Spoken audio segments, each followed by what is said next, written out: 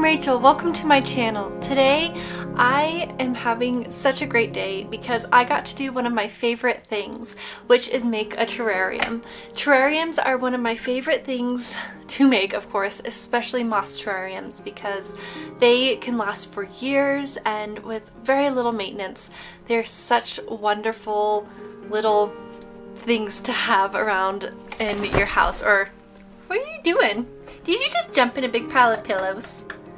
Oh no, he's gonna bother the kitten. Oh my goodness.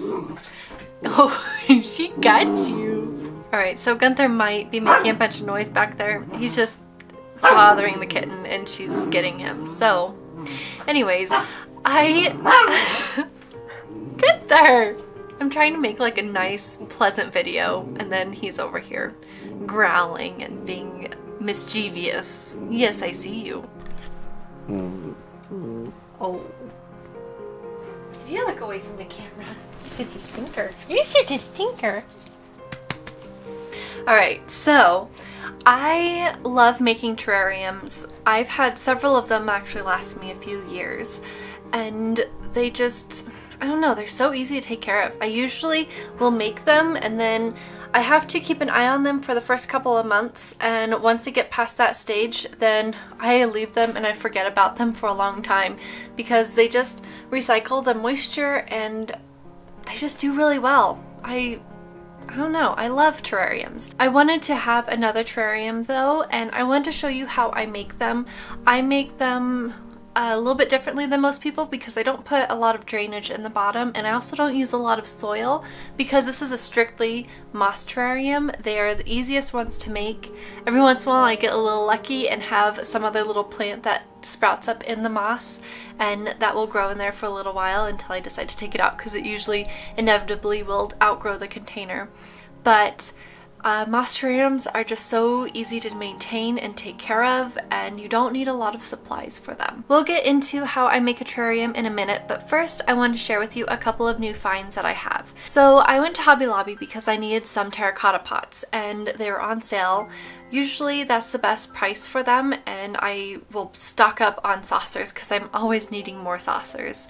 But they had these really cute little pots and I just really wanted one to put some string pearls in, so I got that. But I decided I needed another echeveria, so I went to Lowe's and I found this really cute little set. It's a little trio of succulents.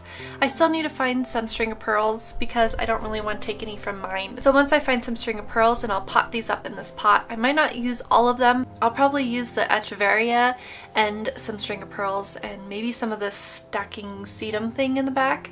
I'll use maybe that and make a cute little potted arrangement with this, but I think that the string of pearls will just be beautiful coming down the side of this pot. And they also had some air plants that were just loose air plants, and so I found this one and it's so beautiful. I have lost a few of my air plants this last year because Charlotte the kitten kept getting into them. Air plants are perfectly safe for pets. You do not need to worry about them if your pets ingest them. They will not harm your pet, but a kitten can make it fall apart because they are delicate plants, and if your kitten gets a hold of them, then they will get some bite marks in them and they might end up completely falling apart. So they all had to be put up high, but I wanted to get a big air plant to replace some of them, and Lowe's had this one for $3, so I thought that was quite a steal, so I got one and it's just so beautiful. I love having it sitting in a vase at the moment.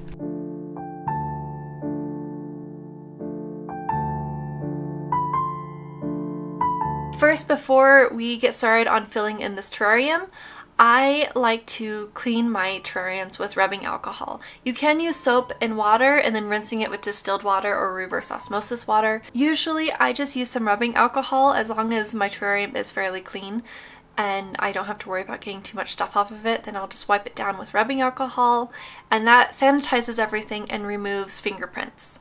And then I get into making my terrarium, and I like to start off with some sort of a layer of rock or sand, and that I use around the edge because I'm not really looking for any drainage. If I happen to have like some aquarium gravel, then I might use that in the bottom mixed in with some charcoal. But for this terrarium, I'm only using charcoal in the middle part at the bottom of the terrarium.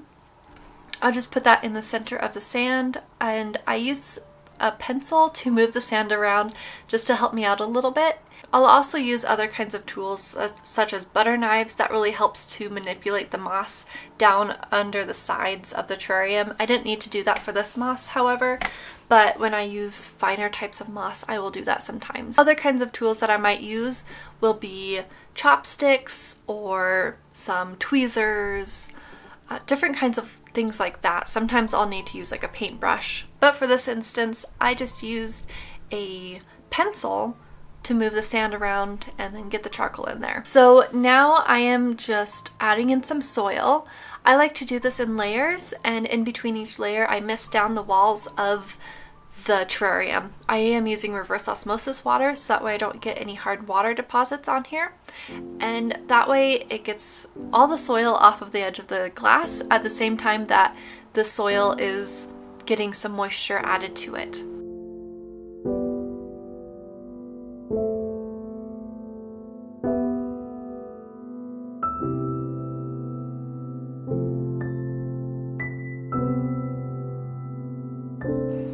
And now I am ready to put some moss in here. So all of these mosses came from the mountains nearby me, and I found them near a creek. I wanted to make sure that they were moss that had still lots of moisture on them, because I find that when I get moss that has dried out a little too much, that they tend to mold when I put them in terrariums. This moss has been sitting in a container that I've just been holding over for a few months, making sure that it doesn't end up molding, because I have that problem with moss from the mountains a lot. But this time, since I found it by a creek, I didn't have any of those problems, and I think that's really what has helped me a lot with it, because other times that I find moss in my town at like a park or somewhere that it gets water every day, I've never had that problem. So I think that it's really just dependent on how dried out the moss gets.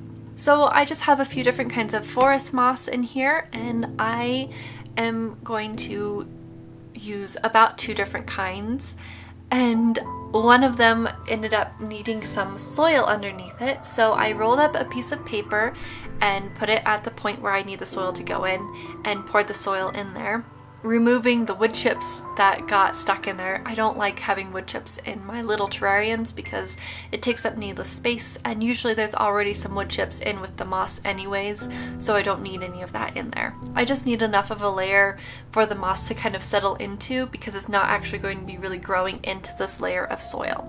It's just going to be holding on to moisture and helping to keep the environment more balanced. So choosing a soil that is well draining but also holds on to the moisture so that way you don't get too much pooling in the bottom is a good balance. I usually use the black gold, but right now I'm using Miracle-Gro because that's all that I have.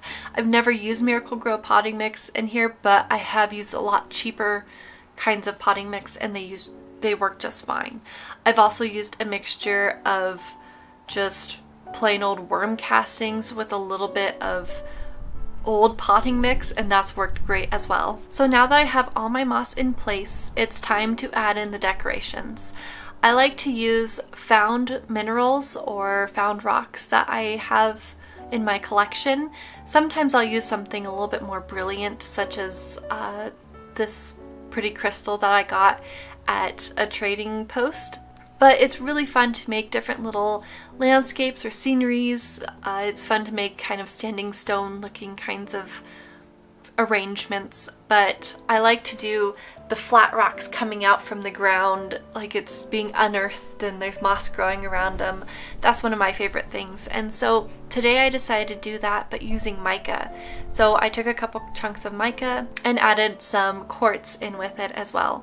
Mica and quartz are found naturally together in my area, and so I thought that adding that in with the moss that's from the area as well. They're from opposite mountains, but I thought that it was really cool just having them come together in this terrarium. I love how this terrarium turned out, and I am so pleased with it. I'll check on this terrarium every couple of days or so and make sure that it has enough moisture, and if it doesn't, I'll add in a little bit by misting it in there with my water bottle using reverse osmosis water again. And I never need to fertilize this. The only care that I might need to do is trimming some of the moss down and making sure that there's nothing growing in it that shouldn't be there. But I did clean it out with rubbing alcohol, so I shouldn't have any kind of fungus in there, and I also shouldn't have any little plants growing up because the moss has been sitting in a container for a few months, just so that way I could make sure that I didn't have any problems like that. If there is too much moisture, I can take the lid off and let it evaporate for a couple of days, and then I can put the lid back on it and I can adjust things from there. So this terrarium I will be keeping away from the light, but not too far away. They like bright indirect light. I'm going to be keeping it on this mug shelf thing that I have next to my western window, but there's a curtain in front of it, so it's also to the side, so it will not be getting any direct light. I find that moss terrariums though do perfectly fine sitting in an eastern window as well. I've had one in an eastern window before for a couple of years and it did great in that window. If you see your terrarium fogging up, that is totally normal. It just does that depending on the weather and the temperature. I tried it out on my kitchen table just to see how it turned out, but I didn't like it there and you couldn't really see it. I like to have my terrariums at eye level so that way you can look into them really easily, and the shelf worked out a lot better. So instead, I cut back my super petunias. I needed to do that anyways, and I also took some cuttings from my marigolds. The flower spikes are from my purple basil. I also took a couple of sunflowers from the garden and some vincas, and I added them to the space. That way I had a little bit more color on my table. I mean, the excessive amount of candles, I guess they needed more of something to it. I also decided to chop off the top of a coleus and I put it in a teacup with some sage and some more super petunias. My super petunias need to be cut back once they get kind of leggy at the end and I just have a couple blooms. Then I just chop them off at the bottom and then they flush back very quickly. So that way I have a little bit more internal growth rather than all of it being more towards the outside. So just a little bit more on terrarium care. They like to be just in an eastern window or a northern window or quite a ways from a southern window. You don't really want them to have lots of direct southern or western light, but if there's a curtain in the way, then they do just fine. There's 2 layers of glass between them, so they're not going to get too much light in general, but that glass can concentrate the light to possibly burning your moss, and you don't want that to happen, of course. So keeping things a little bit away from the window is generally a better course of action, but a northern or an eastern window, I've had perfectly good success with both of those. Actually, several of my terrariums have lived in northern and eastern windows and done really wonderfully for years at a time without hardly any maintenance at all. But sometimes they can grow a little bit too fast and then I have to trim the moss because it just gets like this big huge clump of moss and that's all that you see is just green. So when I need to do that, I take some embroidery scissors and trim those up. But sometimes it's really difficult to get in there with those. Sometimes when that happens, I'll just take the moss out and I trim it up and then rearrange my whole terrarium and make something a little bit different and, you know, change things up a little bit. I think after sitting for a couple of years, they might appreciate it sometimes. If things start smelling, then you know that you either have watered it too much or you didn't use enough charcoal. But I have made ones without charcoal, and as long as I watered them correctly, I never had any kinds of issues. But I think it's safest to just use some charcoal, honestly. If you have any questions, please put them in the comment section below and I will answer them for you, of course, to the best of my knowledge. I don't claim to be an expert on terrariums. I've just made a lot of little ones and these are just the things that I've done to make them work well. I live in a very dry climate, so having terrariums in my home is a way for me to have the moss experience without, you know, having to have lots of humidifiers or something, and it's just really fun for me personally. And I think that terrarium care would be the same no matter where you live because it's in an enclosed environment. So if you have more humidity than me, I don't think that your amount of care is going to be different than mine simply because you're going to have an enclosed container just like me. The only thing is that it might be more difficult for you to get less water out of there. Like personally, I can just open the container and in a day or two the moisture has evaporated a lot and I can go back to taking care of it like usual. Whereas if you live in a very humid climate and you overwater it,